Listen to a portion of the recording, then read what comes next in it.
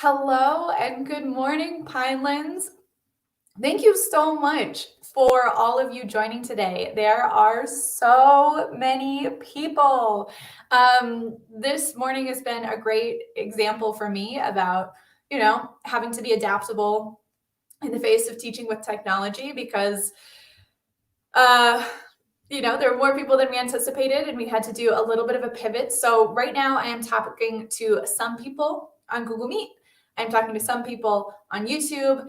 And we're just being adaptable in terms of how we can accommodate everybody, make sure that we can facilitate as many people as possible. So I'm going to jump into our session in a moment, but I just want to talk through some technical aspects of the session.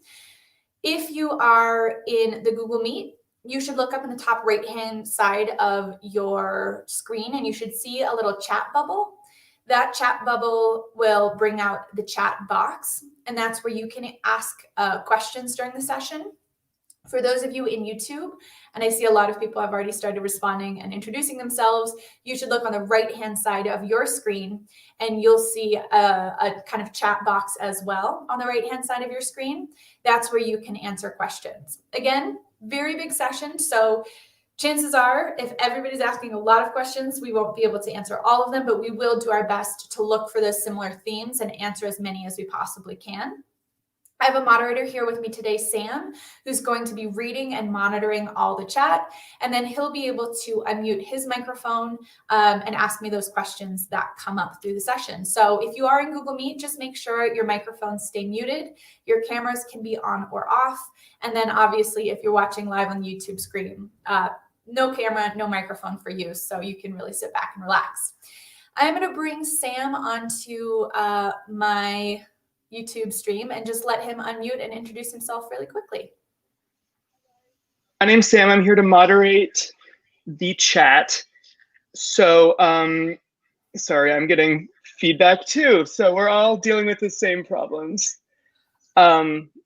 So yeah, I'm here to moderate the chat. If you have any questions, please drop them in the chat box on YouTube or in the Google Meet, and I'll be looking at both of them, and I will try to get those answered in time. So thanks for your patience this morning.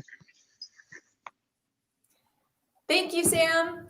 And without further ado, I'm going to go ahead and jump into our session.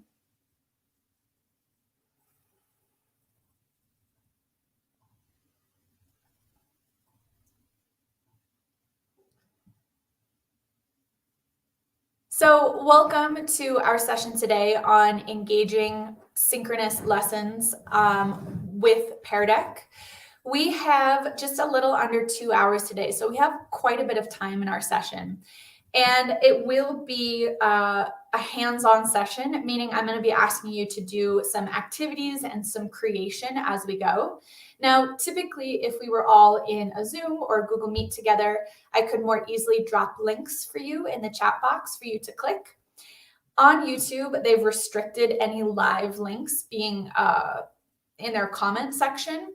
So what I've done instead is I've created a Google Doc with all of the links that you'll need for your session today in the document.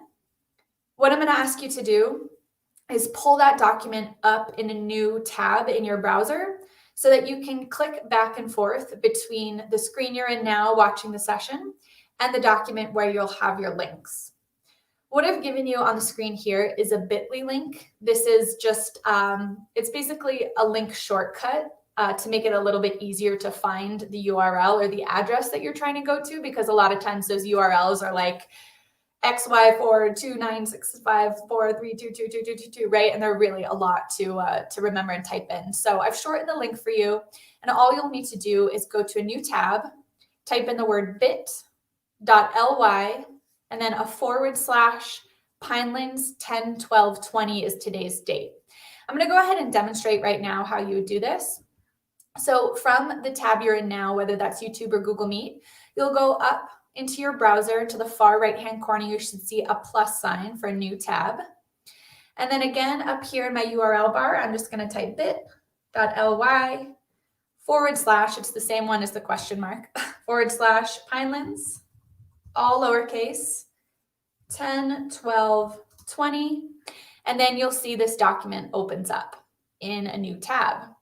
I should be able to see, because it's a live document, how many people are on it right now. And once this document, so we've got over 70 people on here right now. Good job. What we're going to do is, during the session, if I tell you to click the Pear Deck demo link, you'll see over here to the right, this blue link.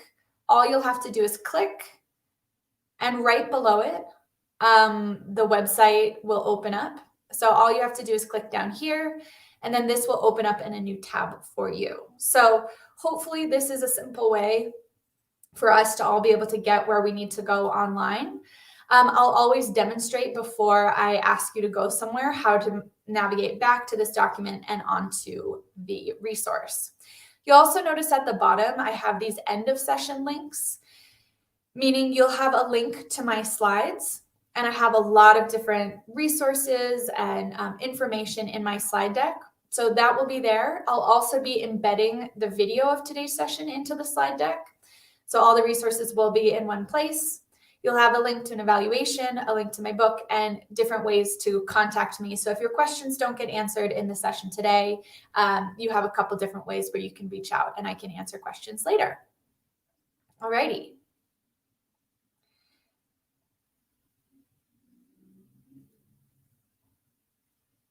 Little bit more. Actually, I got to do one thing quick.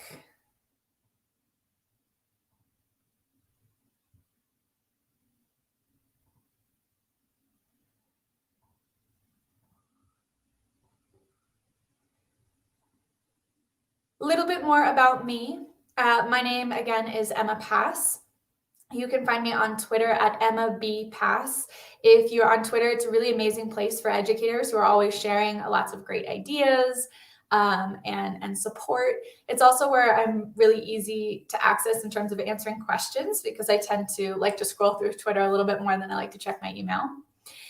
My background was as what we now call a brick and mortar full-time school teacher. I started by teaching 8th and then 6th grade language arts.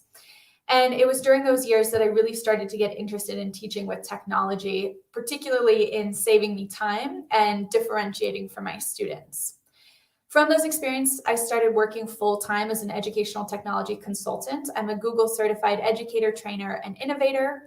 But it didn't take long for me to realize that I really love being in the classroom. I love building relationships with my students, and I love implementing some of the strategies with technology kind of in real time. So I found an amazing job at a school called PSD Global Academy. I'm in Fort Collins, Colorado, and we are a public K through 12 hybrid school, meaning that even before the pandemic, our students were coming to the school building about half the week and learning live in person in a really traditional school setting. And then the other half of the week, they stayed home, and I was using tools and technology to be able to teach remotely. So all the experience that I'm bringing to you today come from being a full-time in the building school teacher, an educational technology consultant, and a hybrid teacher before the pandemic, and of course, during the pandemic as well. This is what our school schedule looked like pre-COVID. Tuesdays and Thursdays were the days our middle schoolers would come to the school building. And again, those looked like really traditional school days. They go to their periods and lunch and art and PE and music. And then Monday, Wednesday, and Friday, our students stay home and learn remotely. Wednesday, there was also an optional day for students to come to the school building to do interventions, one-on-one tutoring with teachers, or just to have a space to work with other students. Spring of last year, we went 100% virtual in March, like most of the country. We're actually still virtual, entirely 100%, moving back into a hybrid model this month. I currently teach 7th and 8th grade language arts, and because I am an English teacher, I always like to start by pre-teaching some key terms that I think will be important to know in our session. So 2 first key terms are the difference between blended and hybrid learning. And a lot of times I think these terms are used synonymously.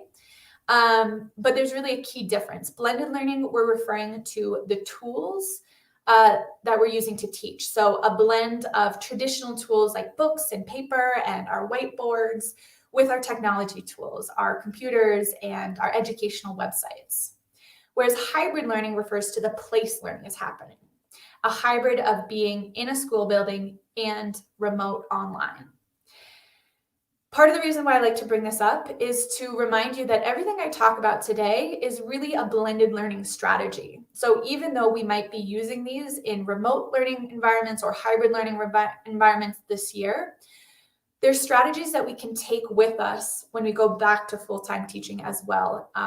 So it's really an investment in your professional growth, not just during the pandemic.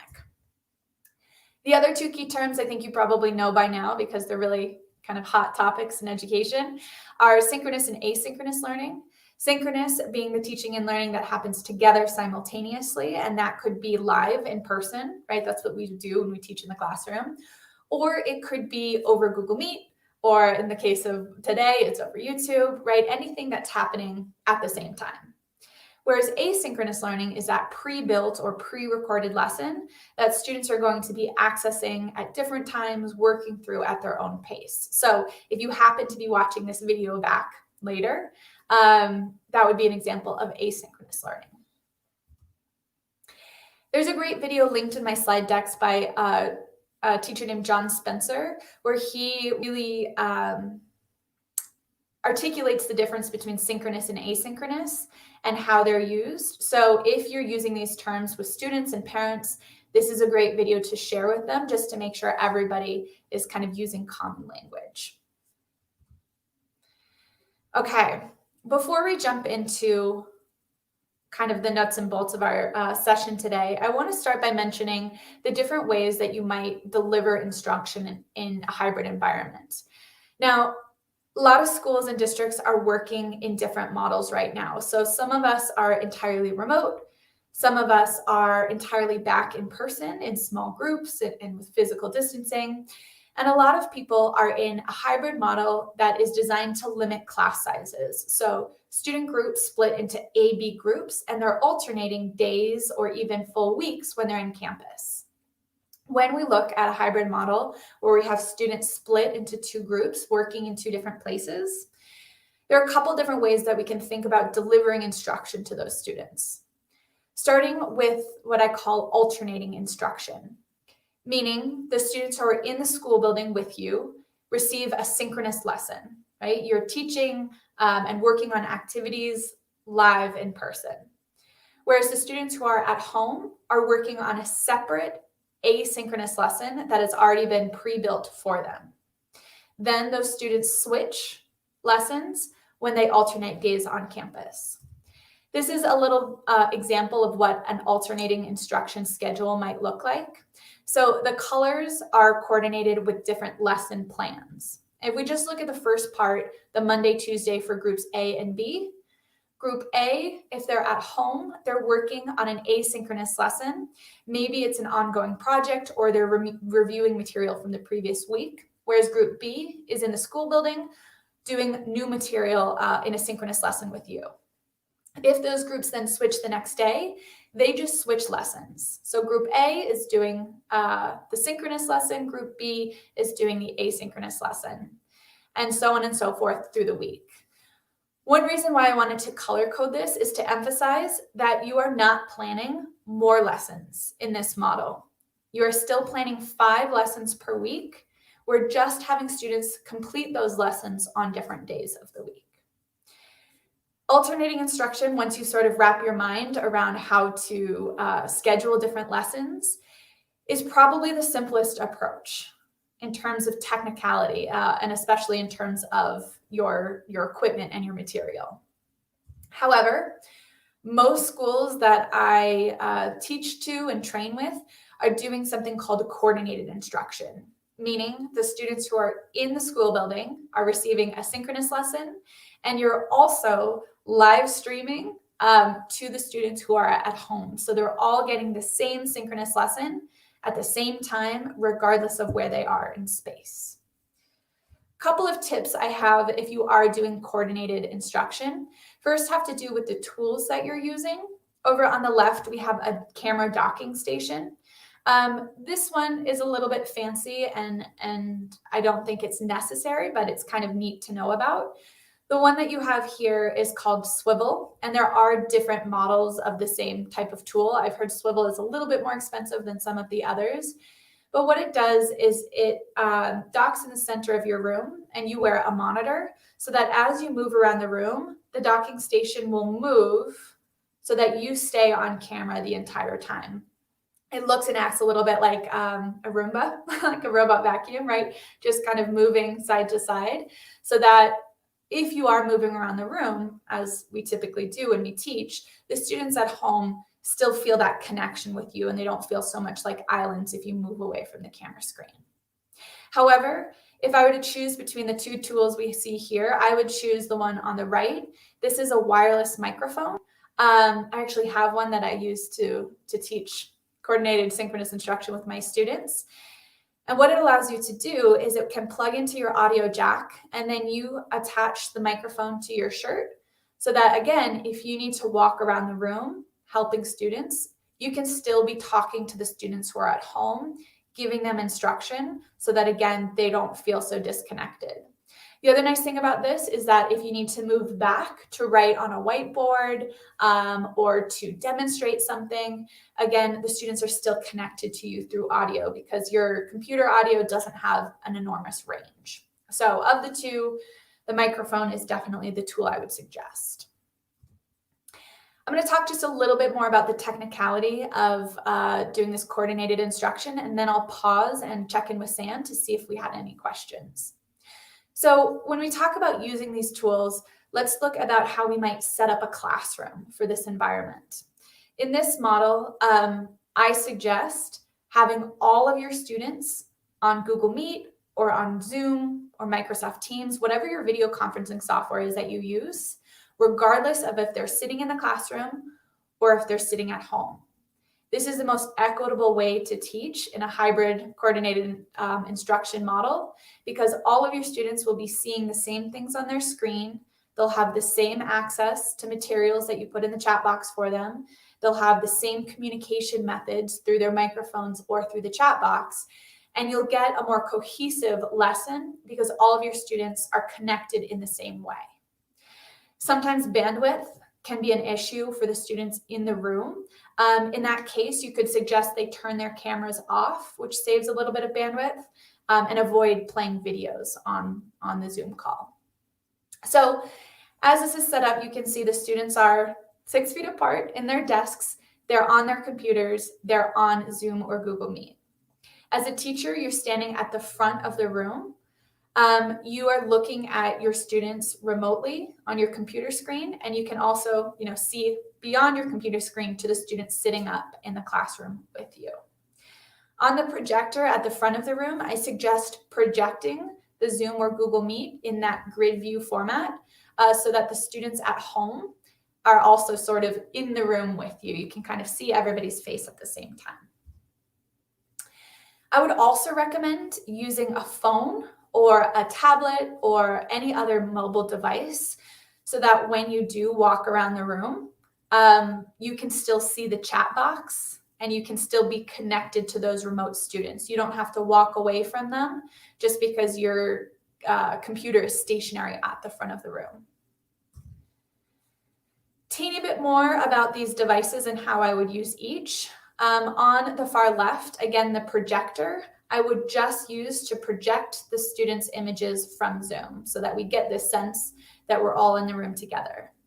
In the middle, that additional tablet or phone or device, I would use just to monitor the chat box with. So I would mute the microphone, I would turn the camera off and turn the sound all the way down. So all it is me watching the chat box to see if questions pop up or to see if students are starting to get off topic. And then finally, on the far right, we have the teacher computer. I would have this be the main device I'm using to facilitate the meeting. I'm projecting onto the projector, the Zoom call, and I'm using that to share my screen, present my lesson, or do any demonstrating that I need to do. The final thing to think about is where your sound is coming from. And Sam and I are going to demonstrate this in a moment in real time, because when you have multiple kind of sessions going at the same time, you always have to think about where the sound is going in and where the sound is coming out to avoid that echoing sound or that feedback.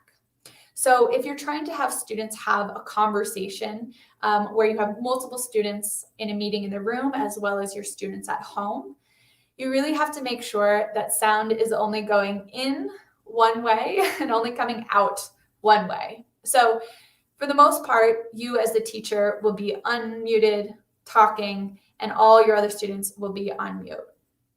If one of your students wants to contribute to the conversation, they'll need to unmute their own microphone, and you'll need to make sure that you are on mute and that potentially the volume on your projected Google Meet is turned off. So the student's voice isn't going into their microphone and coming out from here, creating that echo sound. This is probably the most complicated kind of technical aspect to work through, but with a little bit of practice, you start really understanding that volume element in terms of where it's coming in, where it's coming out, and why it creates that feedback loop. So before I check in with Sam, I just want to say that this is really complicated. If you are doing coordinated instruction, it is complicated. It is very technical. And I like to encourage teachers to embrace failing forward, right? We had a little failing forward moment ourselves this morning, realizing we had more people than we could accommodate in Google Meet. We take these as learning experiences, we grow from them, and we just have to acknowledge that failing means we're trying and we're taking risks. So, Sam, what I suggest you do in order to talk to me is right-click into the Google Meet or to the StreamYard and mute that site so that you're not hearing yourself come out of one of them. And then go ahead and unmute your mic in one place and let me know if we have any questions.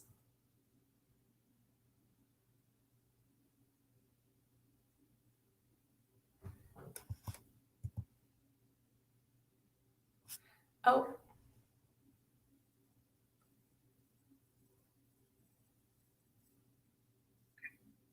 Sorry, Sam, I was muted in one place. Did you have a question?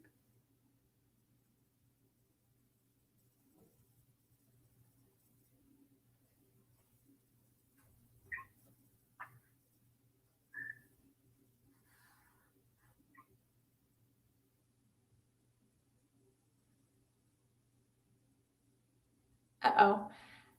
I'm not hearing anything.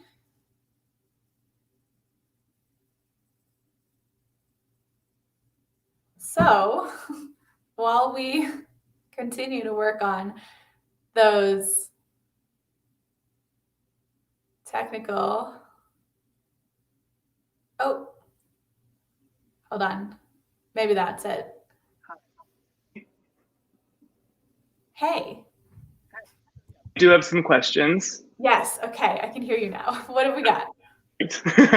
So someone wants to know how the classroom setup works for kindergarten. I know that with little learners, it might be a little different. So can you speak to that? Yeah, I would say I'm obviously not a kindergarten teacher. I am a middle school teacher. So my personal experience comes more from a secondary level. From kindergarten teachers who I have met and worked with, typically you would have your students, rather than on each individual device, you would just have them grouped and you would be, filming and sharing your audio with the students who are at home. Kindergarten teachers, I typically have heard from, it works best to facilitate shorter, like multiple shorter sessions, because it's harder to keep, so much attention on a screen for so long. So introducing an activity, doing a warm up, and then sending students off to complete a task or a mission, and then having them come back later on. Certainly with those littler learners, it's a lot more difficult. But using tools like having, a big sign for mute and unmute that you can show to the camera screen to make sure your students at home understand where those buttons are and how to use them. Using that wireless microphone to walk, as close as you can get to those students so that they can be heard without having to be on their own devices would probably be helpful. And then just keeping them as fun and interactive as possible. Some of my kindergarten colleagues use 20 questions and dancing and story time as activities that seem to work really well in a coordinated synchronous environment. What other questions did we have? Differs from teacher to teacher and district to district. Someone just says, especially about the microphones and stuff. It looks like, sorry, Gina says that we just bought wireless keyboards and headsets for everyone, and the link to get them is in the newsletter. So awesome. That's awesome. Great. I think, and then they said that if everyone was on Meet at the same time, they've had some issues with crashing. So I think that might be just a bandwidth issue. Yep. So if you do have everybody on Meet in your classroom at the same time, try asking all the students to turn their cameras off. Make sure you're not showing any videos. Ask students to close every tab and window that they have, except for the Google Meet tab or the links you're trying to use, because obviously all of that takes up bandwidth, and students tend to open a lot of tabs, a lot of windows at the same time. So trying those techniques to limit, bandwidth use and see if that works. If not, the other strategy is to give instructions, to your students who are live in person without them on the Meet, and have your students at home be joining this way. Obviously, you get less connection, right? Because you don't have the chat box and you can't as easily facilitate conversation, but that would be your alternative. Questions I see right now. If I missed yours or if you have any more going forward, just drop them in the chat box and we'll address them. Perfect. Thank you, Sam. Alrighty. Just one more little technical note on using devices. I mentioned using a phone or a tablet as you teach. I will mention this one more time because it's been so helpful for me. But keep in mind that you can join a Google Meet or a Zoom multiple times from the same account. So if you are joined on your main computer doing your lesson, you can join another time on your phone. Again, you turn the sound all the way off, you mute it so that you're not getting that feedback loop. And then that camera left on turns into kind of a document camera. So you can prop the phone up in this image that you see between a stack of cans and then write on a notebook on your desk. Or you can use your camera as a sort of adventure camera. So sometimes during my lessons, I like to take my students outside or to different places at home, or you could take them to different parts of your schoolroom, right? You could use that camera to take your students who are virtual or remote, and you can spotlight each of your students in the room on the camera to give that additional sense of connection. So just keep that in mind as a sort of fun little tech tip. Last year we had an Earth Day, and so I took all of my students to my compost bin in the backyard as like a small field trip during Earth Day. What we'll be doing for the majority of the rest of the session today is talking about delivering a lesson in this synchronous environment. And again, from here on, everything can be applied regardless of whether you're with your students entirely in person, whether they are entirely remote, or whether they are in this hybrid model. We're going to be talking about setting norms and expectations, keeping students engaged, and staying connected as a class regardless of our physical location. The first thing I always do is I make sure my students learn the environment and they really understand how to use it. I equate this to introducing my students to the room on the first day of school. Here's the pencil sharpener and the tissue box, right? We make sure our students understand the physical space. We need to do the same thing with the digital space. So if you haven't already, take some time to show students all the buttons in Google Meet or all the buttons in Zoom.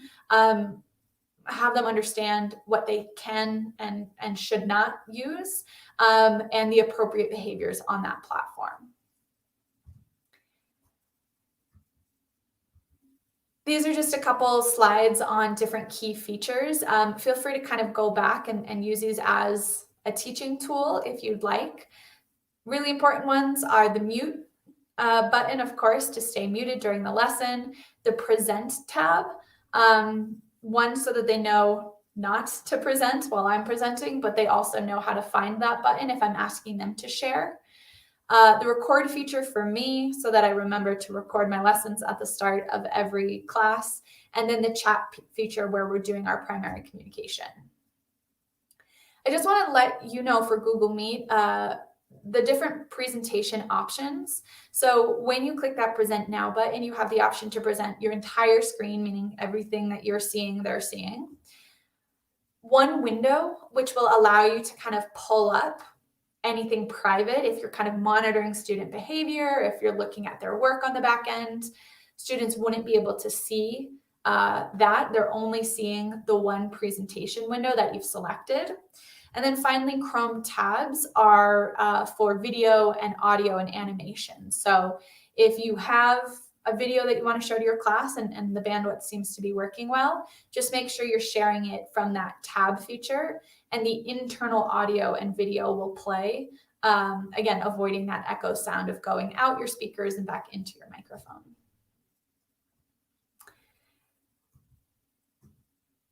The next thing I always make sure my students do is really get clear on our norms and expectations. Norms, I let students contribute ideas for. So asking them, what should be normal for our class? What should be normal behavior for us? And they're typically suggesting ideas like be respectful, be kind, have fun, be yourself. And then I share my expectations for them. These three I share at the beginning of the year, and go into depth a lot. And then I also copy and paste this sticky note image into the start of every single lesson I do so that they're hearing those expectations before every single lesson. So if they choose not to follow one, they're doing it really intentionally because they have been reminded before we started. The first is I ask students to be present and actively engaged in the lesson. Meaning if they're remote or at home, they need to stay in front of their computer screen for the entirety of the lesson, and they need to be actively engaged. I don't take attendance based on whose avatar I see in the Google Meet. I don't take attendance based on who's got their camera on and I can see their face. I take attendance by how often they're contributing answers in the chat box when I ask them to answer. I take attendance by who is in the Google Doc that I provided to them and who's typing. I take attendance based on that active participation. The other thing I remind them about presence is they need to show up in front of their computers if they're at home the exact same way they would show up at school. So at school, we don't bring, we don't throw toys around, we don't have our pets with us. Those kind of things I will allow them to do at this sort of social time at the start of class. But once the lesson starts, they need to show up in a school appropriate way, just to limit distractions. And then finally, microphones muted, of course, unless called on or told otherwise to unmute, and staying on topic in the chat box during the lesson. That chat box is really, really tempting. If you are using Google Meet, there's now a feature. There will be a toggle at the top of your chat that will allow you to turn on or off students' access to chatting in the chat box, which is pretty fantastic. But for the most part, I try to leave it on because that's the main mode of communication or connection for students. But I ask them to be making comments or asking questions that directly relate to the lesson that I'm teaching. I, again, always have a second device on me to make sure that I can monitor that chat box as I go. So sound off, on mute, camera off, but I have this here so that if a question pops up, I can answer that question. Or if I see students getting off topic, I can give them a redirect. And sometimes I'll even use wait time. I'll say something like, I can see our chat box has gotten a little off topic. I'm going to go ahead and wait until I see us all on topic in the chat box before I move on in the lesson. And that typically works. Again, if things get really dire, then I'll take away their access to chatting in the chat box. Couple other notes on just behavior management in this hybrid environment. Again, on the far left, I asked students to show up in front of their camera like they would show up at school. In the middle, if I do have a student who unmutes their microphone during the lesson and kind of interjects or yells something or starts to play music, I really try to be pretty gentle with my response, particularly because in person, I can go and have a little sidebar conversation. Online, it's hard to address an individual student without them feeling called out. So I always say thank you for sharing, but if you could please keep your microphone muted and then share that in the chat if it's on topic, or I allow my students to have social conversations on our Google Classroom stream or on Schoology or on Canvas, wherever your learning management platform is. I say, hey, after class, why don't you post that, or why don't you share that with the class there instead? That would be a better place for it. And again, on the far right, I do use a lot of wait time. So I'll tell students I'm going to wait, and I'll just sit and stare into the computer. And usually that awkward silence is enough to get students back on topic in the chat box. I'm going to pause again and see, check in with Sam to see if we had any additional questions. No questions as of right now, but people are saying, and I know this is something that you talk to, that students don't necessarily always have to have their cameras on, which is why I think you were saying that you don't focus on the avatar or their box. It's all about how engaged they are in the chat. Absolutely. So my policy is students do not have to have their cameras on either. This behavior management strategy is for students who choose to have their cameras on. I say, if you're going to have your camera on, make sure that you show up in an appropriate way. And I also say, if something distracting is happening at home, just go ahead and turn your camera off, and that's absolutely fine. It's okay to have that camera off. And again, the engagement in the chat box or the engagement in whatever tool or website we're using is how I'll mark attendance or mark participation for the day. So that kind of Sorry, there's one more. It's just about the difference between sharing your whole screen versus just a tab. Can you stop the video if you're showing that you are showing if you just present it in the tab? I believe you can. Yeah. And what's the benefit, I guess, of using the Chrome tab over the entire screen? Yeah, sure. So the Chrome tab, again, is just if you want to share a video or audio, because what was happening prior is if you share your whole screen, anything that you are seeing or experiencing on your screen is what your participants will see or experience, including how you are seeing and experiencing your videos. What that would mean is the video sound would come out of your speakers. So my speakers are like down here somewhere. They would come out of my speakers, and then they would go back into my microphone, and then come out of my speakers and back into my microphone, making that audio quality on videos really echoey and kind of terrible. And also the connection between sharing my screen with a video, the delay in Google Meet or in Zoom is such that those videos get really, really choppy. So what Google has done is they found a way to help share the internal, just like on the website, quality of the video and audio if you share it through that tab. So when you play a video from a Chrome tab, the participants will see it and hear it as if they had pressed play themselves, but you still have control over it. So basically what I do is if I'm ever, and let me just, here we go. So if you can see that YouTube tab here, if I'm ever trying to show a YouTube video or something during class, I'll just make sure I go back to Google Meet. I'll stop sharing my whole screen. Then I'll go to Present tab and just select that YouTube tab. I can press play, I can press pause. And again, the audio and video quality is much, much better by sharing a tab. Any other questions, Sam? Yeah, how long did it take you to get them to show up in a school appropriate way? Was there a long learning curve? You know, I think I had the benefit of kind of knowing how students behave in an online environment before. So I just make my expectations super clear at the start of the year, and I don't really give them an opportunity to kind of push the boundaries, because from day one, it's it's super clear what my expectations are. I still have to do a couple little redirects, and again, how I do that is always at the beginning of class. I share this sticky note before the lesson starts, and I remind them of these things. And if anybody has been, trying to push some boundaries, I'll say, today I really want to emphasize the showing up appropriately in front of our camera. I've noticed we've been pretty excited to share puppets and share pets, but let's make sure we keep that to our social time. And once class starts, let's put those away just for the benefit of the whole class. And I think the other thing that's really benefited me is asking students to share their norms. So a lot of students, when you ask them, what do you expect from your classmates? What do you expect from me? What should our norms be? I also share a list of the norms that they've created for each other. And I'll just emphasize to say, hey, remember your classmates find it really distracting when we unmute our microphones. So let's kind of respect what we've asked of each other and make sure that we do that today in our lesson.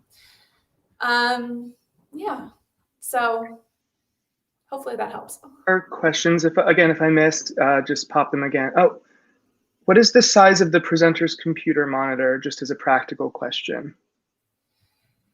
My monitor is just, it's this big. It's just a laptop screen. It would certainly be nice if you had a larger monitor or multiple monitors so that you can see multiple windows or tabs at the same time. But I just use my laptop and my phone is all I typically need. I think that same person asked that they said staring at the chat is a little difficult while staring at a 12-inch monitor, which again, just reiterates why she carries around the chat box on a separate device. Yeah, exactly. So the chat box, I'm only looking at the chat box in my phone so that I can dedicate my whole monitor to the presentation or the demonstration or whatever that is. One more question. When I present video or audio on the Share tab, it does not play the sound from my device to the in-person students. Correct. So what you would have to do in that case is make sure all your in-person students here. Let me go back to this screen. So you would make sure your students here have their computers on mute or the volume turned all the way down, so you're not getting that video sound multiple times, but that your audio from your computer is sharing out to the audio in your room. So you're projecting your screen onto the projector. When you share that video, that sound should come through for the entire class, and then the students at home will get the internal sound from the sharing the Chrome tab. Hopefully that makes sense. For questions, just pop them in the chat box. Okay, thank you, Sam.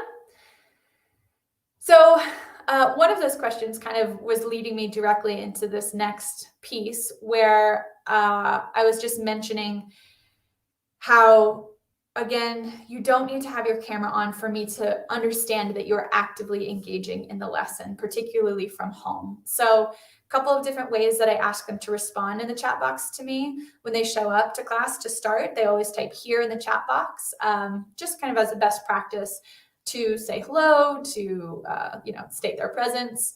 If I have them do any activities, as you'll see soon when I ask you to go do an activity, I have them tell me that they're back in the Google Meet after they come back. We clap for each other by typing clap or typing the clapping emoji in. I always ask them to say goodbye. I have them do a lot of 1 to 10 scales, like how interesting was that to you on a scale of 1 to 10, or how are you doing today on a scale of 1 to 10, or a stop, slow, go, how well are you following along? Just constantly asking them to give me little one-word pieces of feedback So I know that they're still in the Meet tab. I know they're still listening, and I know that they're still engaging in the lesson. It can be really easy when you're learning online to kind of sit back, maybe pick up your phone, multitask, do other types of things. But when we're asking students to continually provide feedback in that chat box, it's much harder for them to disengage in the lesson. And I'll often mention, I'll say, give me a scale of 1 to 10. How interesting was that for you? And remember, typing this into the chat box is part of your participation for today, or it's part of your attendance for today. So continually reminding them that I will be assessing whether or not they were here based on responding to every prompt rather than, having their cameras on or being in the lesson. So jumping in now to the actual structure of a lesson, I do teach about 50 to 60 minute kind of regular class periods. I know some people will teach shorter sessions on Zoom or Google Meet, maybe if your students are younger, or some people have block periods. So you might have to sort of adjust this in your mind for your own schedule. But this is how I typically facilitate a synchronous lesson. I do have students stay on Google Meet for the entire lesson or the entire hour, but I'm not necessarily talking at them the entire time like I am at you at the moment. But I have them stay there so that, one, they can still access the chat for questions or for connection, and two, to provide this kind of sense of continuity in the lesson. Even if I'm asking them to go and work independently, they're still connected to the class through that Google Meet tab, even if it's just sitting to the side on silent and muted. We start with check-in and community questions for about 5 to 10 minutes. We do some moving, we do a mindful moment, we review our norms and expectations. I do direct instruction. Usually I try to make it pretty short. Then we have some time for students to do some independent work or group work where they're practicing or applying the skill. And then finally, at the end of the lesson, everybody comes back together in Google Meet. We wrap up, we share, we do questions, and we always say goodbye.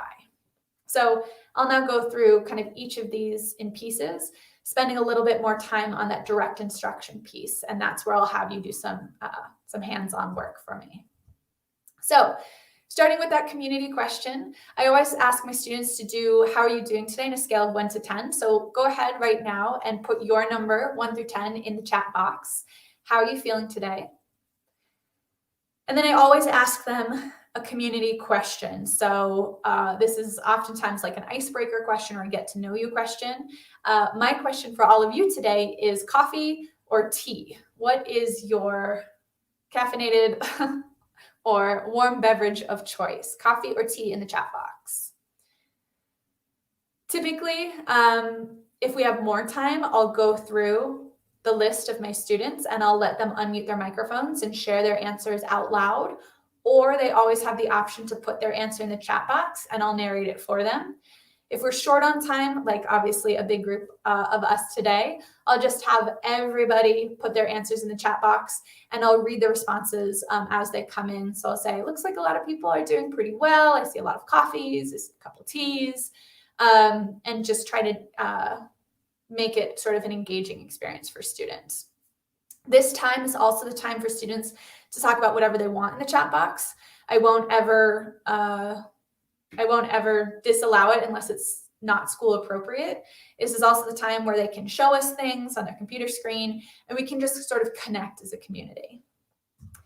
I then go into a little bit of a movement moment. I became a teacher because I do not want to sit in front of my computer all day, and now I sit in front of a computer all day.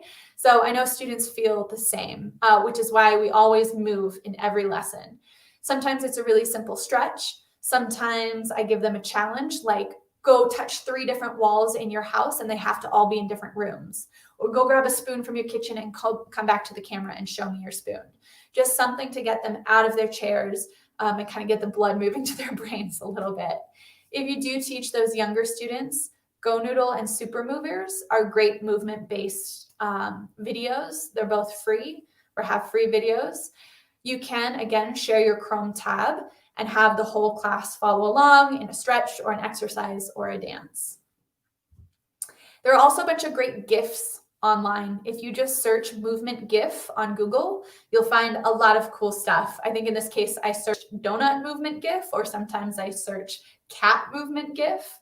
And I have my students just get up and follow along. So if you feel like you need to move, feel free to, where you're sitting or stand, just move your arms a couple times, kick your legs out, maybe put your neck side to side, open your mouth, release your jaw if you're clenching it, if you feel really stressed. And then we also breathe. Breathing GIFs, again, a quick Google search of breathing GIF will give you a lot of great different animations that expand and contract. So as you see this image expand, go ahead and take a really deep breath into your belly. As it contracts, breathe out. And we'll do that one more time because we're teaching in a pandemic. Deep breath in all the way to your belly. And breathe out. And that little moment where we take deep breath helps us refocus, especially if we've just been doing something kind of silly and moving around. And then this is that moment where I review my sticky notes. So I just copy and paste this image into my slides. I go through those expectations. Sometimes if I'm feeling like a particular high amount of energy, I'll say, can we agree to follow these expectations for class today? Yes or no in the chat box. And then once I get everybody's yes, I move on to my lesson and my direct instruction. Again, sometimes I'm just teaching like I am now with you, asking students to respond in the chat. I'll typically only do this if it's a really short lesson or if it's a review on material. However, almost 100% of the time, if I'm doing new instruction or anything really sort of more in-depth, I will use Pear Deck. I would love to know from you, yes or no in the chat box, have you used Pear Deck before to teach?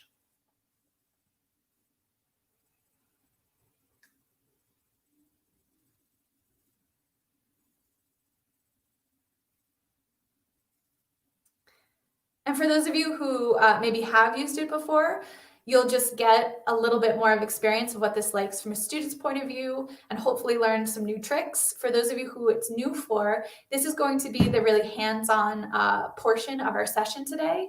We'll probably take the next 30 minutes or so to do some hands-on work in Pear Deck. So hopefully everybody took that opportunity to get up and move a little bit. We will take hopefully a short break here in a little bit, just in case anybody needs to, do whatever you need to do. But this is going to be the portion where we kind of dive in and do some hands-on work. Again, I'm always going to demonstrate first to you what I'd like you to do. I'm going to show you exactly where to go, exactly what I want you to do. And then I'll say, go ahead. And you're going to open up the new tab or open up that link and be able to follow along.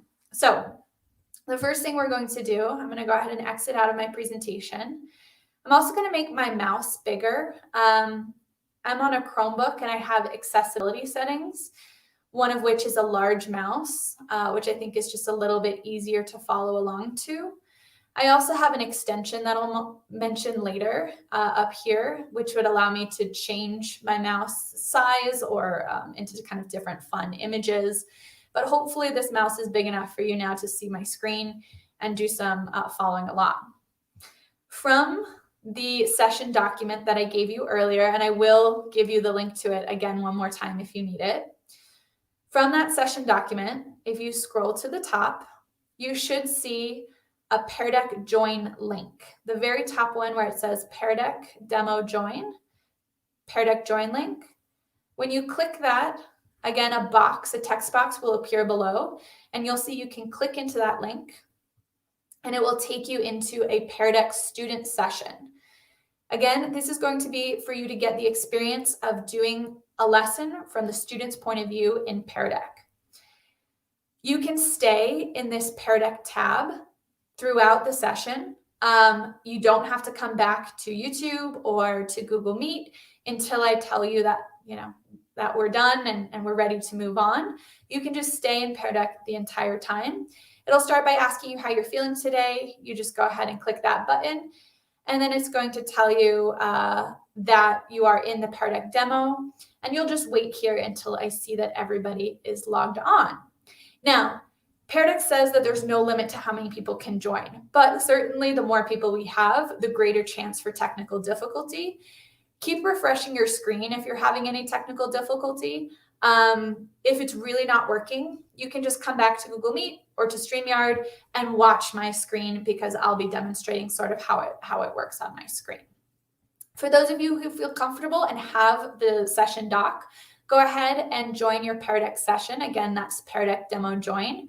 For those of you who still need to get on to the Google Doc, the session doc, all you need to do is type into your browser the words bit.ly/Pinelands 10/12/20. That's today's date, 10/12/20. And that's bit.ly/Pinelands 10/12/20. And that will open up that Google Doc for you in a new tab.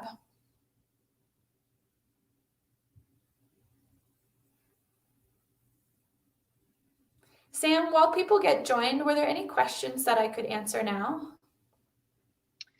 Sure, let me check.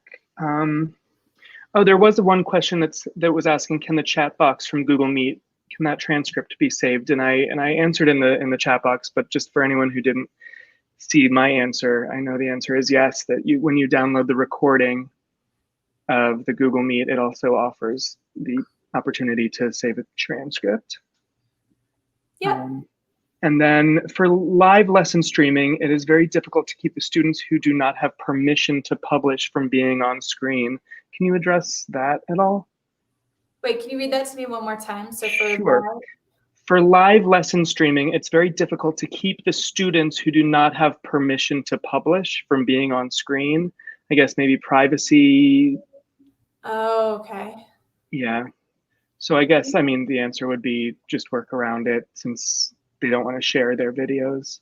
Yeah. So I'm guessing those are students whose parents have not signed a media release for them, but of course the student doesn't necessarily agree with that decision, and they still want to be on the screen.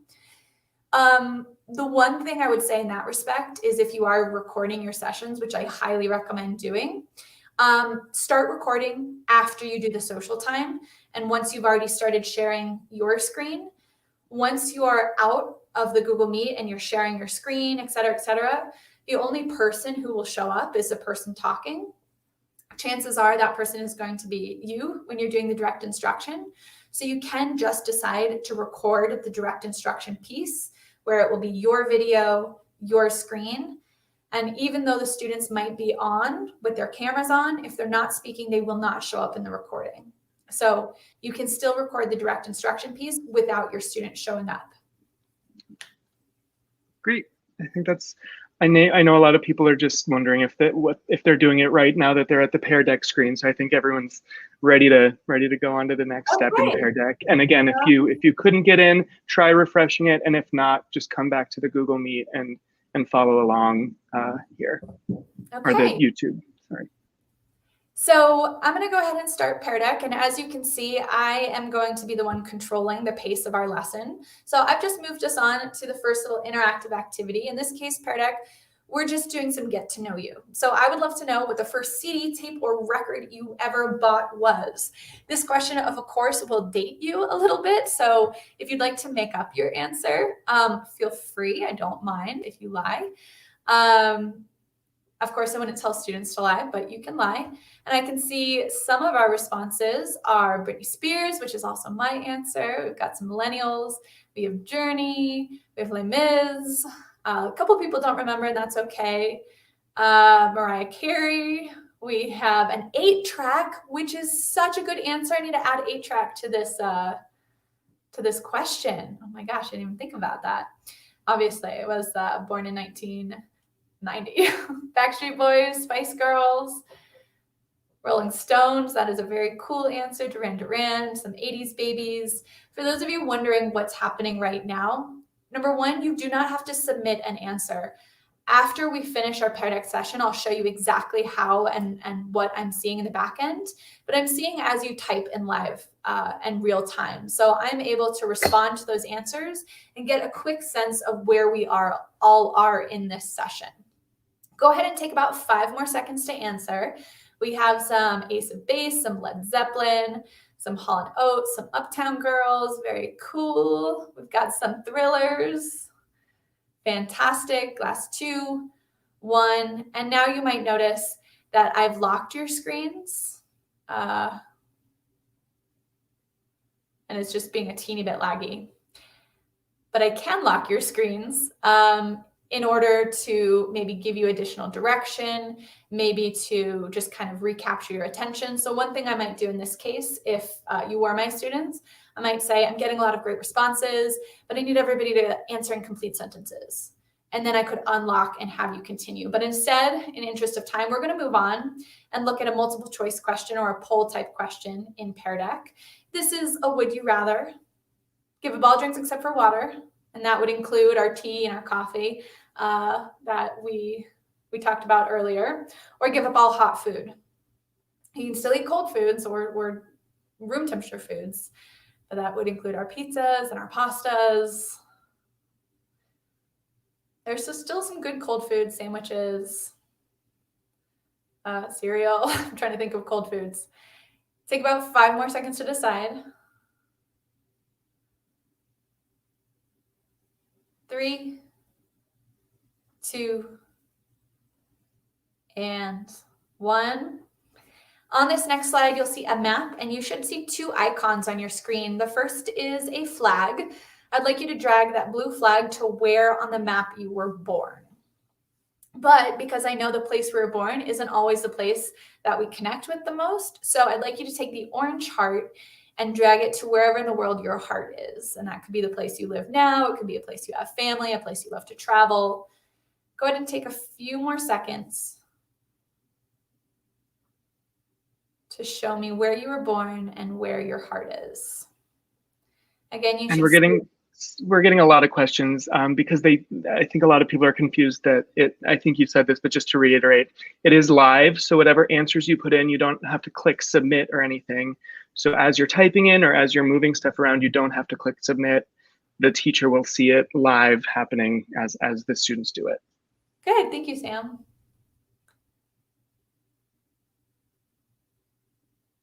And then once again on this slide, you should see a blue flag, an orange heart. All you have to do is click, hold, and drag those across the screen.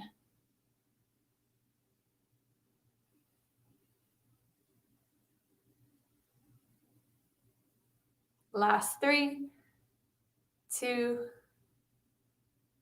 1.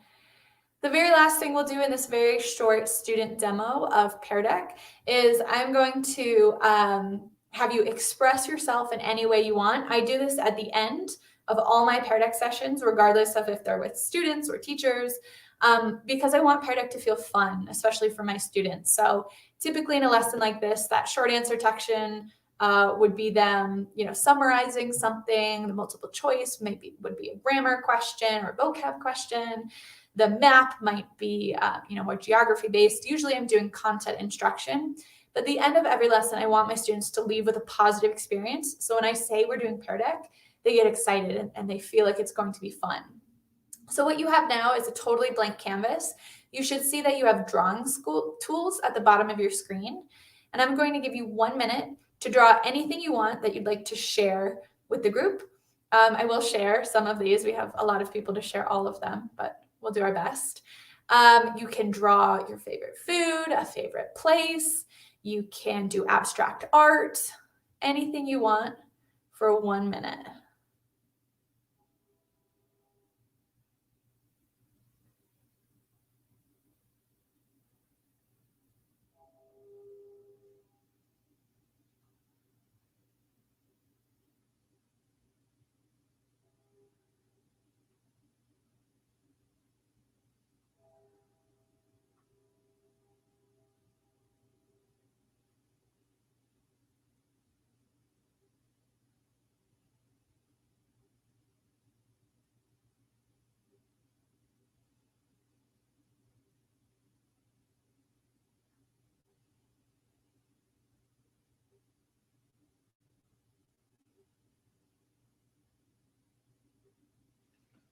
And we have a quick question, which I think will be pertinent right now. Can the students see each other's answers, or is it just the teacher that sees the responses? And I know you're going to cover that probably right now.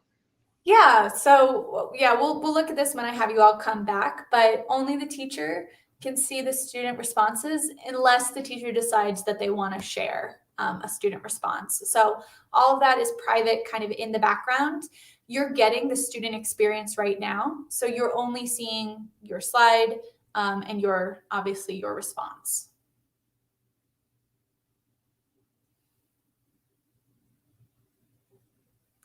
And this one is certainly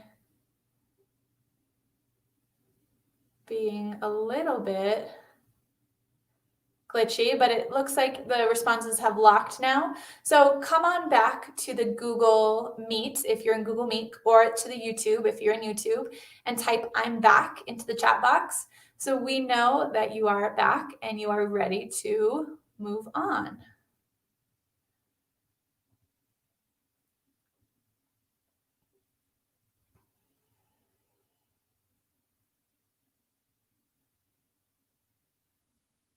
Okay, so now that you're back in Google Meet or YouTube, you should see my screen, and what you're seeing on my screen is split. So what I've done is I've split my screen into two, so that over on the left-hand side, I'm sharing the presentation.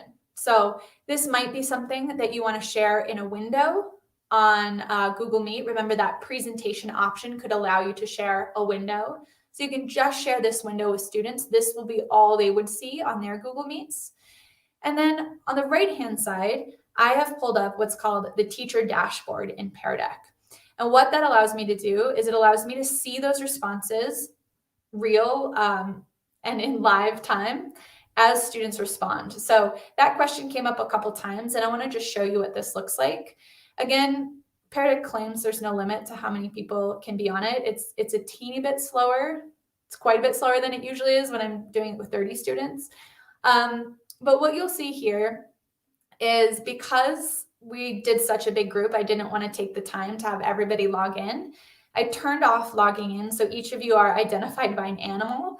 These would typically be your students' names, really. And as you typed, I was able to see those responses as they came in. So I could see Red Panda said Green Day. I could scroll down. Water Buffalo is that millennial like me. And I could watch those responses as they were being typed. The great thing about this is you can give some feedback as students are working. So if I did want everyone to type in complete sentences, as you were typing, I could say, I want everybody to type this in a complete sentence, and you would see students backspacing and retyping. It's also that engagement piece.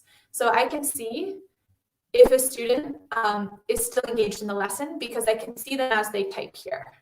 The other thing I can see at the very bottom is I can see everybody who has not responded yet. So again, these would be student names typically. And I could give a little prompt. Usually I say, and it looks like I've got 52 students who are still thinking about their answers. I need to see your response on Pear Deck for participation. And usually that's enough to prompt those students at home from whatever else they're doing to start engaging in the Pear Deck lesson. The other options that you have from this teacher dashboard are to, as I mentioned, you can show or project students' responses to each other. So if you look at the very bottom of the dashboard here, you'll see a show response button. And when I click that, over on that presentation window on the left, and it's having a hard time keeping up, I think, with the amount of people. But typically, those responses would be shared over here on this presentation window. It's still thinking about it. And then the next question I always get is, what if a student has typed something inappropriate, or maybe something distracting, or something that is, so off base that you don't want to confuse students by having them see it? The other option you have is you can either determine which answers to show. So I might just decide to show this answer, and I would put a star on it, and this answer. And those would be the only two to project to your students. The alternative, if you want to show the majority of the student responses except one or two, is the three dots on the far right-hand side. will allow you to hide an individual response or hide a couple of responses that you don't want shown. So once you start using Pear Deck, you will notice students want to be a little bit silly with it. I usually try to incentivize them by saying, I will allow you to be silly, and you're going to have the express yourself slide as long as we can be appropriate through this lesson. Make sure that you type your response or you do the activity before typing anything else or before drawing anything else. Over here, we had the multiple choice selection, and you can see if I hover over any one response, I can see the students who answered in that way. So if this was more of a formative assessment check, this is a great way to group students. If you use this at the end of a lesson and maybe group B was an incorrect answer, I could then jot those names down and put them in a group that either needs to review the lesson or needs a little bit more support once we're done. The drag and drop feature you participated in, as we can see here, will overlay students' answers, so you get a snapshot of how students were responding. This is really great, particularly if you're asking them to rate something on a scale. So you can see sort of where this class falls on that scale.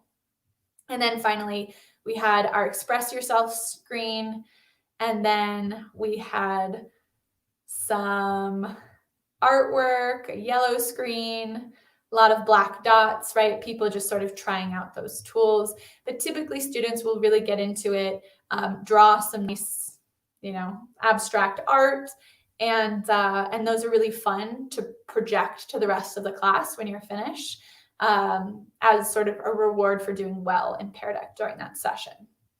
So what we're going to do now is we're going to move into more of the creation piece. You're going to move from just doing a student demo into doing a teacher created lesson. And I'm going to kind of take you through step by step how we'll do that.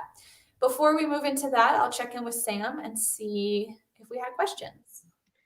Yeah, so we have someone says we only have this for 3 months, or is Pear Deck free for teachers? So if you just want to address that. Yes, so Pear Deck is free. It's one of many tools in the ed tech world that we call freemium, meaning there's a free version and there's a premium version. The link that I've given you gives you the premium version for 3 months. It's just like a promo that they give to trainers who are using Pear Deck. And then after that point, if I were a teacher using it and liking it, at that point, I would probably consider using classroom budget or funds or advocating for my school or district to pay for a premium subscription, just because the premium features are really beneficial in Pear Deck. But this 3-month trial will allow you to have enough time to see if it's something that you will actively use in your classroom. And great. And someone just wants to know how often do you use Pear Deck? Do you use it every day? Yeah, so typically, because I'm an English teacher, we kind of are like moving in waves in terms of like the cycles of learning. So for example, right now my students are all writing narratives. We did about 2 weeks where it was a lot of direct instruction, like let's look at how to write dialogue, let's look at descriptive language, figurative language. And for each of those sessions, I was using Pear Deck because it was a lot of direct instruction. Now we're kind of moving into more of the application piece where they're writing, editing, and revising. And in that case, we're not really using Pear Deck anymore. But once we jump into our next new unit and we're doing, again, a lot more direct instruction, I will probably be using it daily again. So yeah, and I try to keep them short, like 15, 20-minute mini lessons to keep it engaging and fun rather than long and tedious. But once your students start to get into the hang of clicking into the Pear Deck link, they will be asked to log in once. There's a Google button that allows them to click. It will sign them in with their Google login, and then it will remember them from there on out. So it's really quick and easy for students to get into Pear Deck and use it once they've had a little bit of practice. And what are you showing us the premium features now? Yes. So the premium features allow you to see those live student responses. That's really the key difference between a free version, which allows your students to still interact and respond, but the premium version allows you to see which students responded in what way, which is obviously the kind of key piece of Pear Deck. Someone asks, is there a way to annotate the slides for the students? Annotate, not quite, but you can leave private feedback. So as you can see here on my teacher dashboard again, there's a little chat bubble. So if I want to say, wow, what a beautiful drawing, I could say, beautiful, and I could send that feedback directly to the student. So it's a little bit of like a private chat on that slide to give them, that independent feedback. So you can't like write on it or draw on it or mark on it, but you can leave them a comment in live time. And I think a lot of people have heard of Nearpod. So are there any differences between Pear Deck and Nearpod? Great question. I was actually going to bring up Nearpod at the end. Nearpod is very similar. I prefer Pear Deck, which is why I'm using it currently in my demonstration.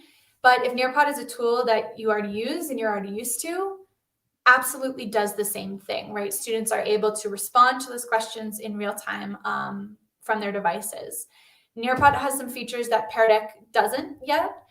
The real benefit for me for Pear Deck is you're engaging in the actual slide that you've created as the teacher, whereas Nearpod would have you create new lessons within Nearpod or adding new Nearpod slides into a lesson. Again, the reason I like Pear Deck is it allows you to just modify something that already exists. And Pear Deck for me is a little bit more simple, straightforward, and intuitive, but they're both very good. And I will mention Nearpod at the end as an alternative. And then just, I think, a few more. If you don't see if you don't see the answers live in the free version, what do you see? In the free version, you would not see the students and the responses. So you don't have that teacher dashboard. You would see the slides and the interactive pieces, but you don't see the responses, which again is really the key piece. And then I think the next one will lead us into what we're about to do, but are there templates to choose from? Yes. Like a bank of lessons or anything that already exists? Yes, there are templates and there are pre-existing lessons. So I think that is a good segue. I'll pause again in a few minutes to take more questions, but it's a good segue into starting to kind of get us set up and to start creating. So the first thing I always like to mention with Pear Deck is it is two things. There is a website where you create, and there is also an add-on for Pear Deck. So I'm going to mention both of these, but just keep in mind, Pear Deck kind of lives in two distinct places. It lives on a website, and it also lives as an add-on in your Google Slides. So I'm going to look at both of these right now, and then I'll have you get signed up or logged in. As always, I'm going to demonstrate first what I'm doing and where I'm going, and then I'll ask you to do the same. So starting in a new tab, sometimes I just Google Pear Deck. As you can see, I've gone there so many times that it will auto-populate. So peardeck.com will bring me to the web version of the site. Up in the top right-hand corner is where you log in. And again, Pear Deck is single sign-on with Google. So because I'm already logged into my Google website, it takes me right through. And you can see there's my email. And that little crown on my head means that I have the premium version. Just a little reminder there. Just two things I want to mention on the website, because the majority of what we'll be doing is actually going to be the add-on within Google Slides. Up in the top left-hand corner, you see three buttons, one that says Home, one that says Session, and one that says Help. The middle button that says Sessions is where all of your Pear Deck information will be stored. So here you can see the date, whether your session is still open or live, or if you've closed it. the session name, if you've named it, and then most importantly, the file type that you're using. So whatever the Google Slide file is called is indicated here. Over on the right-hand side, it will allow you to reopen a Pear Deck session. If you need to go back and review student responses, or if you need to continue a session from maybe a previous class period, if you didn't quite finish and you need to start it back up again, you can reopen sessions from here. So from our session today, this middle button that kind of looks like a microwave is the icon for the teacher dashboard. If I click that, it's going to take me from my Pear Deck screen, and it's going to take me into that dashboard with all of your responses from today. And I probably actually should have chosen one that didn't have quite as many responses. So I'm going to go back.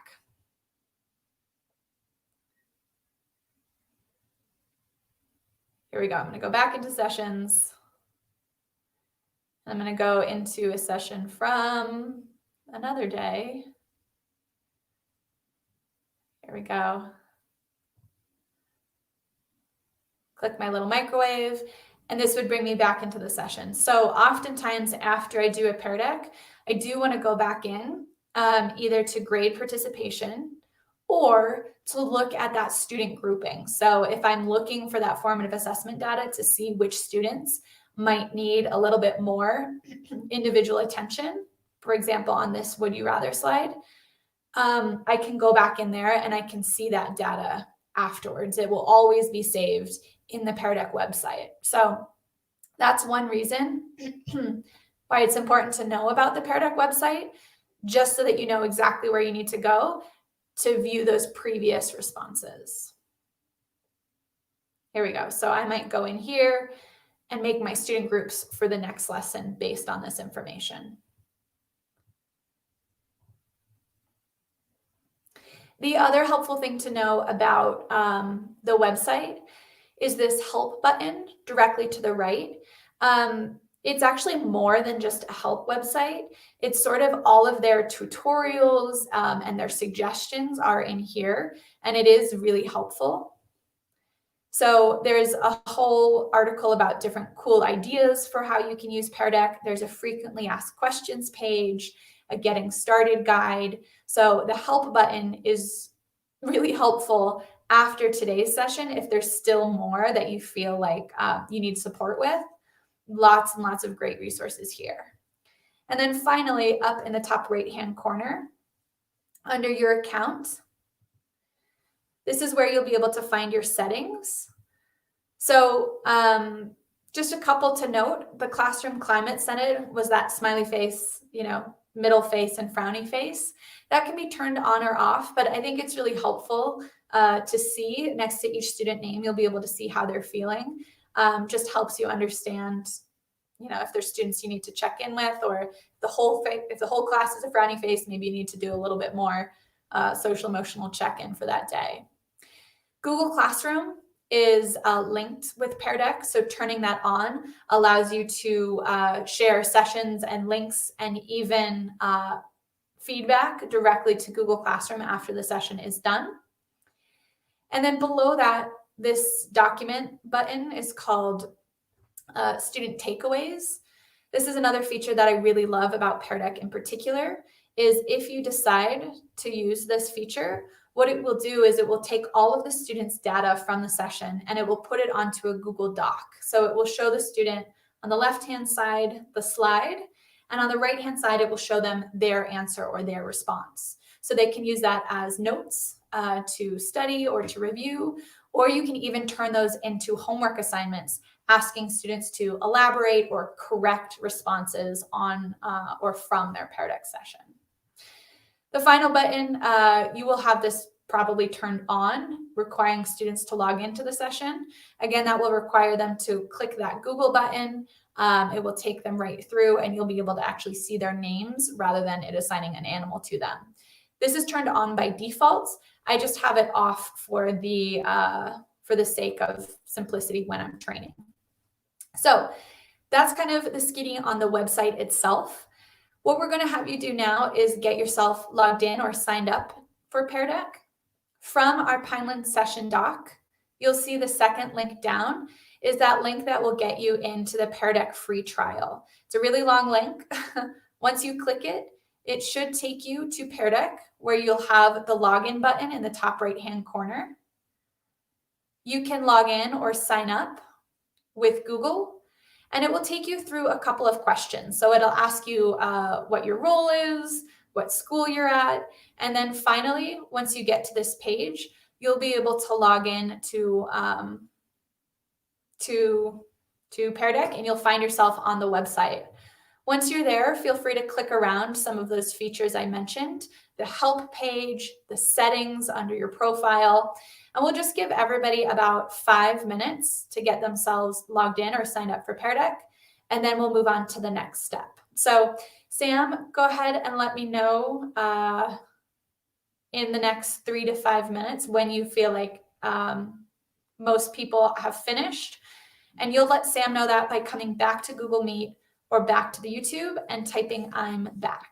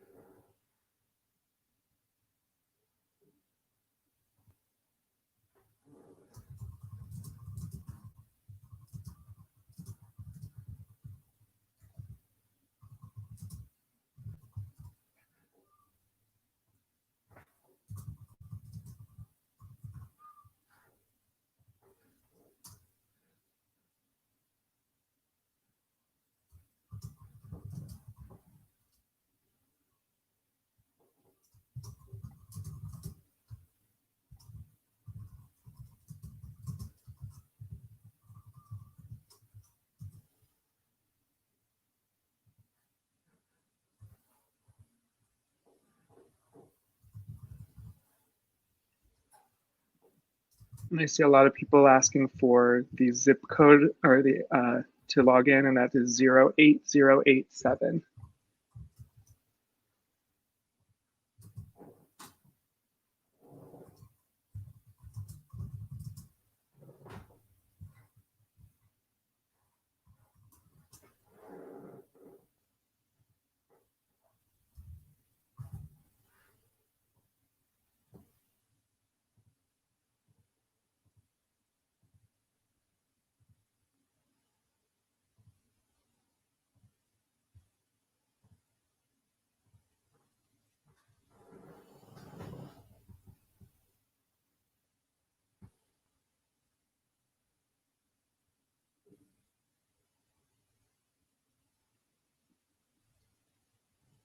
So it looks like a lot of people are coming back. So success, success. Yeah. So I think we'll give you another 30 seconds or so, but for the most part, I think people are back. Well, someone says my Pear Deck is locked. I don't know what that means. Pear Deck is locked. I would say if there are ever restrictions that you experience, and whether that was today with the Google, for those of you in Google Meet who were restricted on YouTube, or if you're seeing a restriction for Pear Deck, because we are in a Google for Education account, every single app, extension, website can be restricted for your users. The school email that you use, which is probably at yourschoolname.org or at pinelandsschooldistrict.org, whatever that email address is, can be customized down to the school or even to the individual person to allow you or not allow you to access something from that school account. So if you are seeing Pear Deck restrictions, I would contact your administration at your school or district building asking for access to Pear Deck. The alternative that you can use right now, if you're restricted in Pear Deck, is you can log in with your personal account. So if you have a personal email account, you can log in with that. One really easy way to sort of coordinate being in multiple emails at the same time is by opening up what we call an incognito window In the top right-hand corner, if you're in Chrome browser, you have 3 dots, and the third option says incognito window. This will bring up like a private window, just meaning that the data isn't moving between the 2 sites. So it'll allow you to log in to a personal email account from there. If that's blocked, you can try logging in on your phone, or if you have a separate device as well. Those would be the alternatives I would give. Any other questions come up, Sam? Yes, someone says, what is the immersive reader in settings? Does that read the text to the student? Do you know Yeah, what that is? so immersive reader is like sort of a text help option. You'll see in there, it says it's in beta mode, meaning it's still in testing stages. So I personally have not used it with my students yet, just because, you know, I just have not found the need for it yet.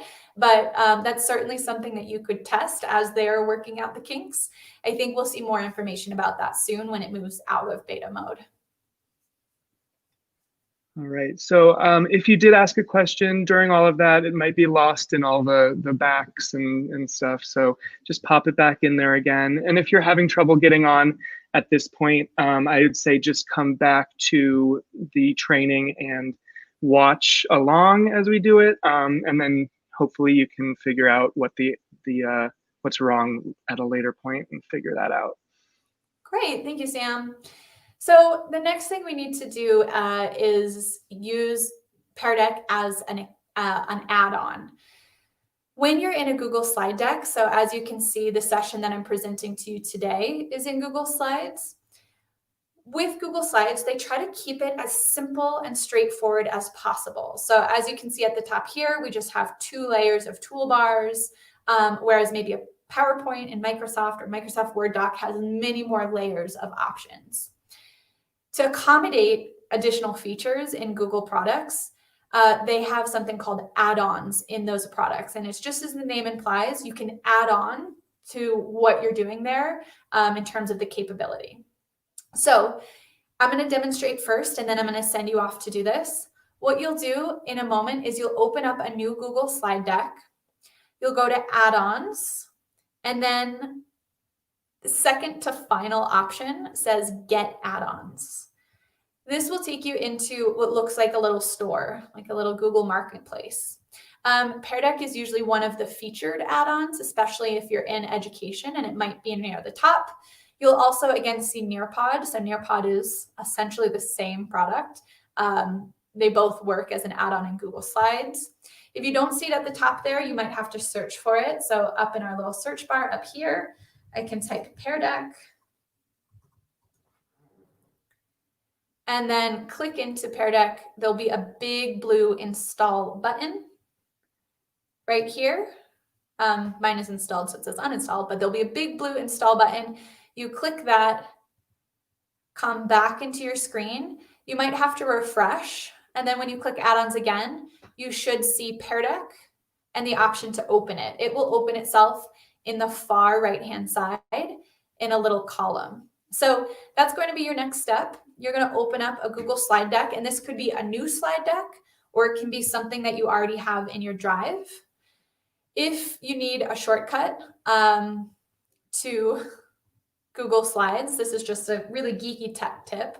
In your browser, if you type the word slides.new, it will open up a brand new Google slide deck for you. It'll just save in your drive automatically. But that's a quick way to do it, or you can open up your drive, find a slide deck, go to add-ons, get add-ons, find Pear Deck, install, and then open it up. Again, keeping in mind, sometimes you have to refresh your screen to see those changes that have been made. And just like before, when you're done with that step, come back to the Google Meet and type it back into the chat box to let us know when you're done. And Sam, you can just let me know when it seems like the majority of people have done that. Great. And while they're doing that, we just have a quick question. Can you offer specifics on how you grade student participation, or is it just for attendance, or is it just another grade in your grade book? Yeah, so currently my participation is for attendance.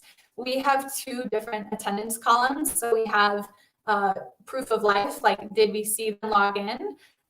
Yes or no. And then we have a satisfactory, unsatisfactory, or absent column where we can kind of grade their participation.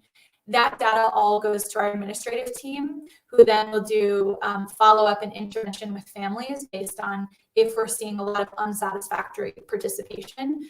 Those usually result in, emails home, conferences with parents, and then, targeted intervention for students. But I have been considering just doing a daily participation grade and just like that attendance marking, full credit, half credit for unsatisfactory, or, a 0 for no participation. So either one of those options, I think.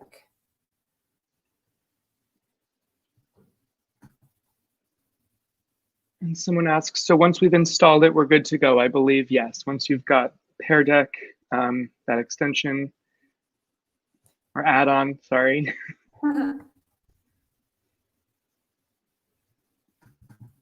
Yep, as soon as you have it opened in that right-hand column, once you can see it over there in the right-hand side of that column, let us know in the chat box that you are back.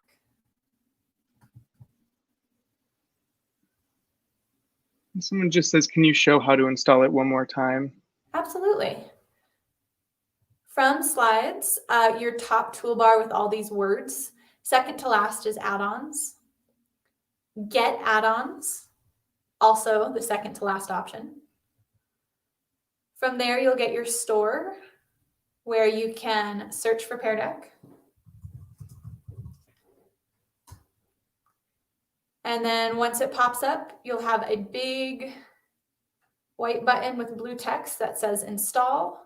You just have to click there. Then you can exit out, refresh your screen, and open it up from the add-ons menu.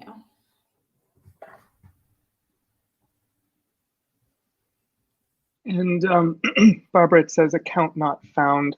I'm not sure why that would be happening, but if you just want to follow along again on the screen, I'm sure someone in the school can take a look at that, one of your fellow teachers, and get you back on track.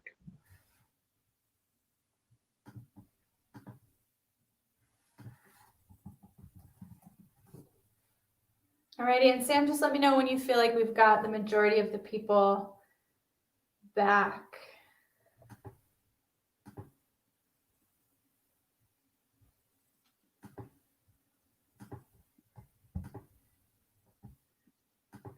Yeah, they're coming back. I think we have time to answer one more question, and then I think by that point, everyone will be back. But Erica asks, is this how you will always use Pear Deck via Google Slide? Yep. So what I'm about to demonstrate now is how I will do 90% of sort of my creation and facilitation with Pear Deck is directly from Google Slides. I did want to show you the website just so you could see where the settings were and sort of the history, but almost everything is done directly here through this add-on. All right, I think the majority of people are back, so I think we can keep going. Okay, here we go. So the first thing we're going to need to do is just take a look at this toolbar over here on the right-hand side. I'm going to show you a couple of the different features, but the main one you need to know is this Ask Students a Question. These are those interactive elements, the elements that allow them to type text, multiple choice, to draw, to drag, all of those different features that you saw me use. So for example, if I wanted to ask my students a question, I would put that question directly here on the slide. Remember, this is what students will see over on the left. And then their interaction piece, if it's text or multiple choice, will show up separately on the right for them. Or if it's a direction, they'll interact with the slide itself. So whatever's on the slide will be what they interact with. Your questions always go on the actual slide. All these features are just how students are going to interact. The student features are these blue dots. So if I click the ABC button, what you'll see is Pear Deck will give me a little dancing pear. And this is it's adding the feature onto the slide itself. And you'll know that that's added by giving you a little footer at the bottom and a reminder that this is a text slide. I can do that same option here for a multiple choice question. So if I add a new slide and I say question, over on the right, these boxes are my multiple choice feature. I put the multiple choice options directly in Pear Deck because, again, that's what the students will be interacting with. So I would just say, maybe it's a math question, so I give a number. If 3 different options, I say update slide. That same feature, Pear Deck's going to do a little dance, and it's going to attach the interactive element down on the bottom. So when you're creating as the teacher, you don't actually see the multiple choice feature that students will when it's in a presentation mode. You'll just see the footer at the bottom reminding you that this is an interactive question you've created. The last thing I want to show you before I give you some time to play with this is either the draw or the drag feature. Again, keep in mind that the draw or drag feature will be whatever is on the slide, they will draw over or they could drag over. So for the Express Yourself slides, I just create a totally blank slide. I click the draw button and that's all I have to do. They are drawing on a totally blank white canvas. However, if I wanted them to draw on top of something, maybe you have younger students and you want them to draw on a coloring page, or like I showed earlier, you want your students to drag on top of a map or circle a piece of text, you can insert, and I'm at the top of my toolbar here, you can insert an image directly from the web, upload one from your computer or find one on your drive. But usually the easiest for me is to just search the web. My Pear Deck toolbar will turn into a Google image search toolbar, and maybe I search for a coloring page. All of these are copyright free, labeled for reuse, so all totally fine for you to use with your students. Maybe I want my students to draw on this cute little picture of an owl. I insert, and then once that's on the slide deck, you'll now see those Pear Deck features again. And all I have to do is click that draw button, and students, when you're presenting to them, will be able to draw directly on top of that. The dragging feature is the same. When I click the drag button, I have a number of different icons that I can choose from. So up here, you'll see it starts with a dot, but the drop-down arrow will allow you to choose hearts, numbers, different math symbols if you want them to do greater than or less than, different icons of people or dogs or fish, and you can color code those as well. So you can just kind of get fun with those icons. You can do more than one icon, and just sort of get creative about how students can add draggable elements onto a slide.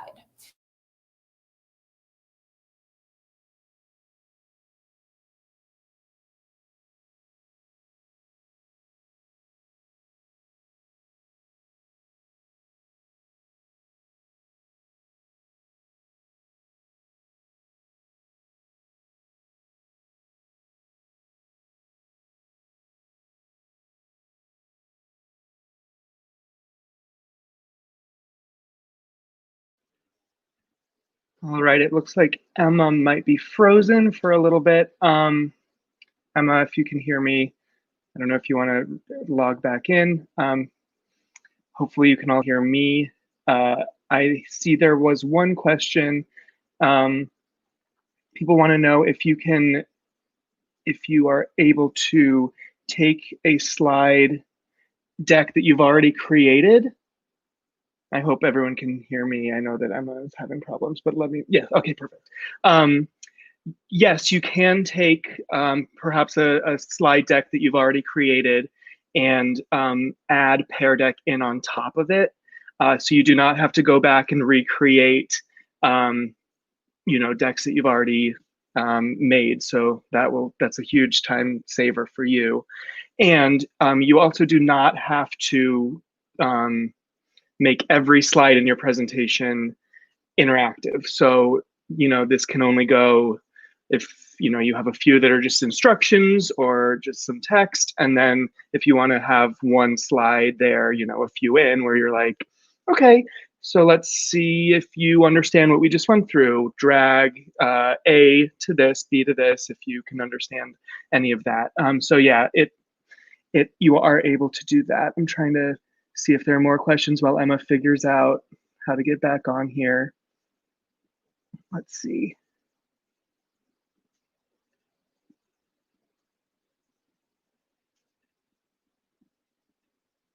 So yeah, Emma's just waiting to come back here. If you have any more questions, just pop them in the chat box and I can answer as well as I can. While we wait for Emma, how do we share with the kids? Yes, so you would create the slide deck and then you would share the slide deck with each of the kids. And when Emma comes back, I'm sure that we can show you how to do that. What it does is it creates, I believe, an individual that they edit for themselves. So it's not all the students editing the same thing at the same time, which of course, would be a complete mess if everyone's, doing all of that at the same time. But each student would have their own, and then you would see everyone's answer on there. Students log on to Pear Deck. Yes, I believe you can reuse the same deck for different sessions. You would just kind of maybe create a template, and then you can click duplicate or create a copy. I don't have it all set up on my computer screen right now, otherwise I would show you how to do that. Just kind of waiting for Emma to get back in here. 1 second. Oh, her internet cut out, so she'll be back as soon as her internet comes back on. So thanks again for, as we said, we're always running into these problems, and this of course will be what you're running into with your classes as well. So just failing forward. Any more questions I can answer for you? Please let me know. Let's see. Can a graphics pad be used with the slides? I'm not sure what a graphics pad is. Most of these slides you can use, video, anything that you can put into a document, you can use in the slides.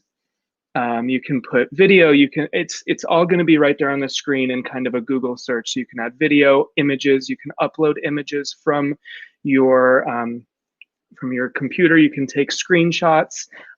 It's very much just like using a document on a Word or anything. Anything you can do on that, you can import stuff like that. Doc, do you mean like right on the slides, the beginning of the lesson template? Perfect. Do you post in Classroom as an assignment or a material? I'm not, I believe you upload the link to Classroom. I could be wrong. I don't know if anyone wants to chime in on that. I believe you put a link to the slide. But again, I'm here to moderate. I'm just trying to answer as many questions as I know how to answer while Emma's internet comes back on. Let's see. The students will need to add the Pear Deck extension. I don't believe they do unless they are creating a Pear Deck themselves. As long as the teacher creates the Pear Deck, they have to add the extension. But on the student's end, oh, Emma's back. Perfect. Emma, we cannot hear you. I think she's coming back. Yeah, they just join with their school email, so. Emma is joining again, so thanks so much for being patient. This has been really quite a good example. I'm back. All Hi, right. Emma. Were there any Well, other I've been questions? answering as much as I know. I think I got a lot of these answers to them, but let me just go back and read some to you so you can kind of fire off some quick answers. Cool. How do you share the final deck with the kids through Classroom? Do you post it, assign it? Yep, so that's exactly what I was going to show you next. Perfect question. From the Pear Deck add-on on your Google Slides, after you've created those interactive questions, the very top, there's a big green button that says Start Lesson. Once you click that, you actually have two options. And this is another reason why I really love Pear Deck. Is the one on the right is the instructor paced, meaning the synchronous version. If you as the instructor are planning to teach and you want to control the slides, and if you want to see that feedback in real time, you'll click instructor paced. It's going to open up in a new tab, and you will see a couple of options for students to join. The first way that they can join is they can go to the Pear Deck website and enter a code. A lot of different EdTech tools have this option for joining. The code is usually just a number of letters, so you can read that code aloud to students, or you can project the code for them, and then they'll join that way. The other different way to join, you'll see in a moment, is it will give you a link to share. So there'll be a little option down here at the bottom that says give students a link. All you have to do is click that button to copy it. And if you do have all your students on Pear Deck in Google Meet or on Zoom, you can just click that link and post it for them in the chat box, and that will take them directly to it. Again, alternatively, they can go to joinpd.com and type in the code DLNTSU. That will bring them to the session. The other different option that I was showing you here is called a student-paced version. Student-paced version is exactly the same, except students will have two big scrolling buttons at the bottom, which will allow them to move through the lesson at their own pace. So if you want to introduce the activity and then have students all work through it independently, you can turn on that feature. And then at the end of your lesson, maybe you bring everybody back together to recap or review, or a student-paced activity is great for homework or any sort of asynchronous learning. So that's how you kind of complete the loop, start the lesson. And then again, if you are doing an instructor-paced activity, just look for that little microwave icon. It'll be in the bottom right-hand corner, which will open your dashboard so you can see the student responses. Any other questions, Sam? I'm not seeing it. Oh, I think people just want to know what can be added to each slide, you know, videos, links, anything like that. So if you want to talk through that. Yeah, all of that. You can add videos. Videos, as we know, are a little bit more difficult to share online. I suggest saving videos to just share in that Chrome tab because that's just the best quality. You will notice there's a website button here, so you can give students links to websites, and certain websites can actually be viewed right within Pear Deck itself.